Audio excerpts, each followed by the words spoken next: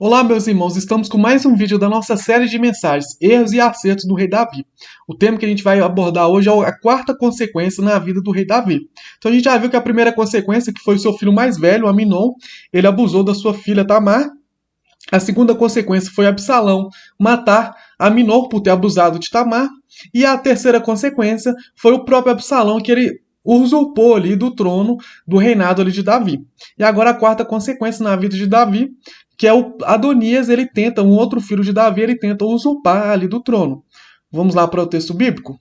Ora, Adonias, cuja mãe se chamava Agite, tomou a dianteira e disse: Eu serei o rei. Providenciou uma carruagem de cavalos, além de 50 homens para correr à sua frente. Seu pai nunca havia contrariado, nunca lhe perguntava: por que você age assim? Só abrindo um parênteses aqui, a gente vê aí que seu pai nunca tinha contrariado Adonias. Então a gente vê aí um dos erros de Davi, que ele foi omisso ali na educação dos seus filhos. Davi, ele sempre viu o erro dos seus filhos, ele nunca colocou limites ali no erro dos seus filhos. Primeiro foi o Aminon, que ele abusou de sua irmã, e Davi não pôs limites, Davi não educou seu filho, não ensinou, não corrigiu, não fez nada.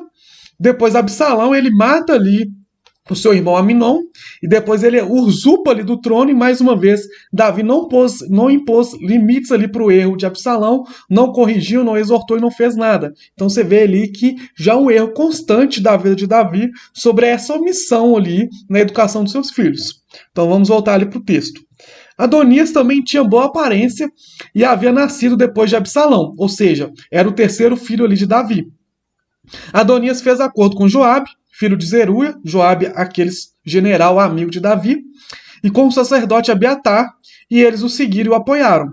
Mas os sacerdotes Zadok, Benaia, filho de Joiada, o profeta Natã, Simei, Rei e a guarda especial de Davi não deram apoio a Adonias. Então Adonias sacrificou ovelhas, bois e novilhos gordos junto à pedra de Zoelete, próxima a En-Rogel. Convidou todos os seus irmãos, filhos do rei, e todos os homens de Judá, que eram conselheiros do rei, mas não convidou o profeta Natã, nem Benaia, nem a guarda especial, nem o seu irmão Salomão. Natã perguntou então a Batseba, mãe de Salomão: Você ainda não sabe que Adonias, o filho de Agite, tornou-se rei sem que o nosso senhor Davi ficasse sabendo? Agora vou dar a você um conselho para salvar a sua vida e também a vida do seu filho Salomão. Vá perguntar ao rei: Ó rei, meu senhor, não juraste a essa tua serva prometendo: Pode estar certa de que o seu filho Salomão me sucederá como rei e se assentará no meu trono? Por que foi então que Adonias se tornou rei? Então, enquanto você estiver ainda conversando com o rei, eu entrarei e confirmarei as suas palavras. Então Batseba foi até o quarto do rei, já idoso, onde a sunamita Abisai que cuidava dele.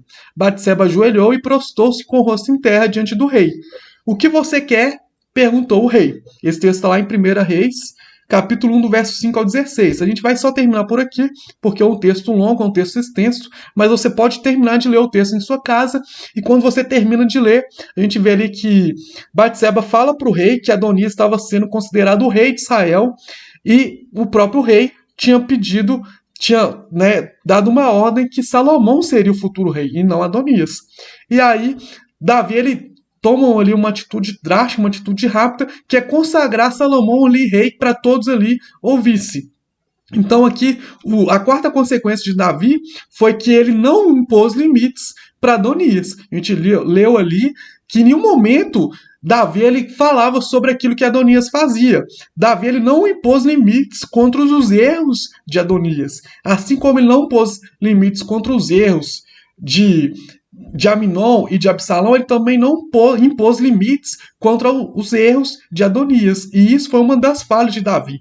A quarta consequência de Davi não é só tanto pelo pecado que ele cometeu contra Batseba. É também. Mas é também muitas vezes porque Davi era um rei segundo o coração de Deus, era um músico segundo o coração de Deus, era um ministro segundo o coração de Deus, era um excelente vencedor de batalhas, era um excelente soldado, mas não era muitas vezes um bom pai.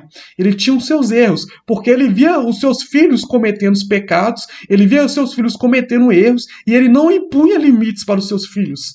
E o erro de Davi não não foi agora, quando Adonias já era crescido, tinha mais de 20 anos de idade, tinha ali entre 20 e 30 anos de idade.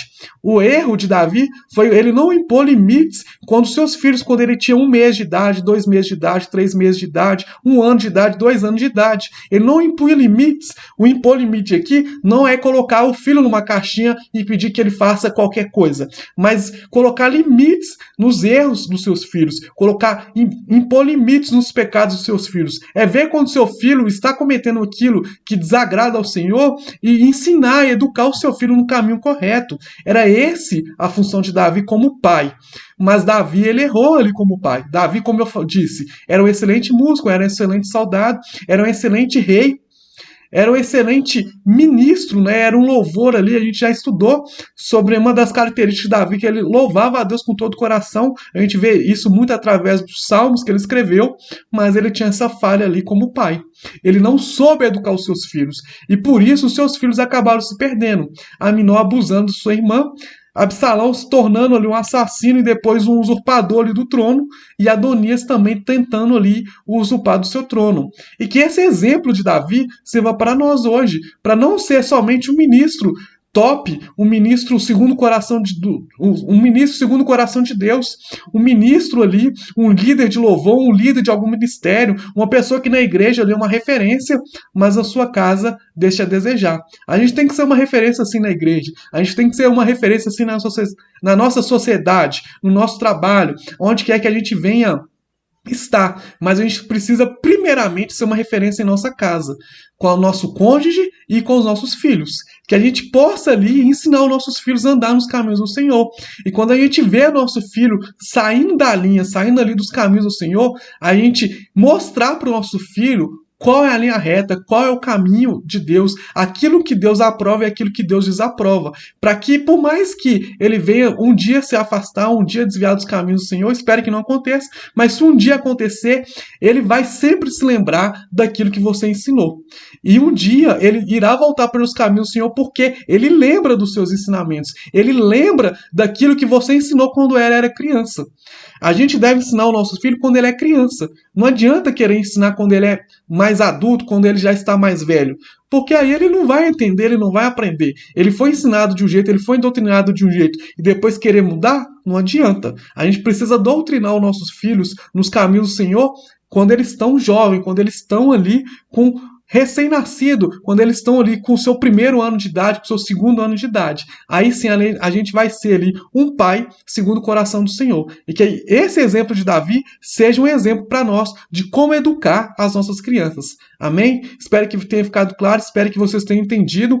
Se ficou alguma dúvida aí, deixe os seus comentários. Se você gostou desse vídeo, deixe um like, se inscreva no nosso canal e te espero na próxima semana com mais um vídeo da nossa série de mensagens. Que Deus abençoe a sua vida.